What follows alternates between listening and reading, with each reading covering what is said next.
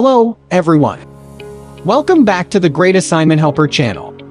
Today, we're diving into an essential topic for all you healthcare and nursing students out there: how to write a clinical reasoning cycle.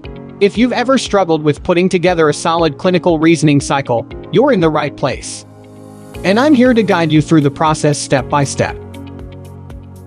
But first, let's clarify what clinical reasoning is.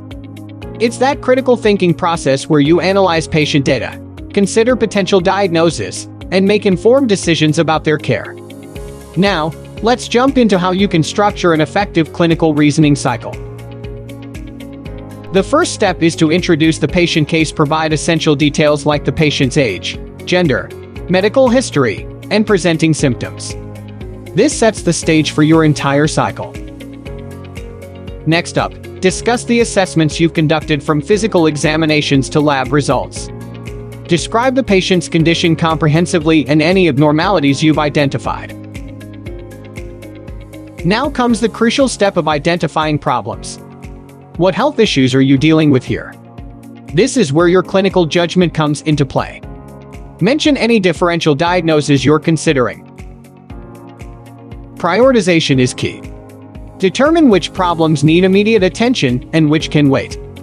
Explain your rationale for these choices. It's all about effective patient management.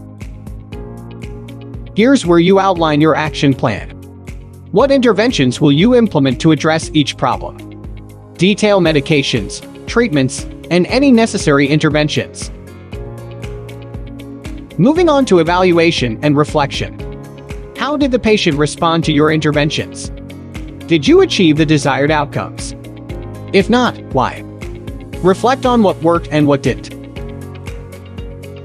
Finally, wrap it up with a solid conclusion. Summarize the patient's progress, mention any follow-up required, and discuss the broader implications of the case. And there you have it, a comprehensive clinical reasoning cycle. Remember, practice makes perfect. The more you write these cycles, the better you'll get at making well-informed decisions for your patients. If you need more guidance, don't hesitate to reach out to Great Assignment Helper. We're here to support your educational journey.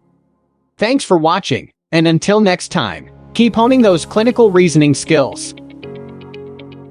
If you found this video helpful, give it a thumbs up and hit that subscribe button for more insightful content. Stay tuned, stay curious, and stay focused on becoming the best healthcare professional you can be. See you in the next video.